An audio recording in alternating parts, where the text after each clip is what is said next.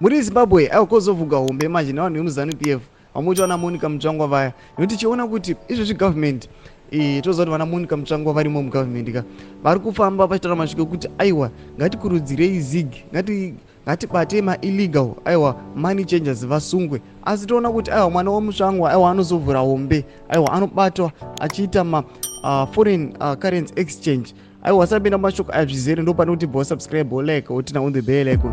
Ndonoona pana pamuzimu panobuda pachinzi Mutsvangwa Sisani arrested. Women's Affairs Minister Monica Mutsvangwa Sisani Neville arrested for illegal forex trading at his Mount Pleasant home, Harare.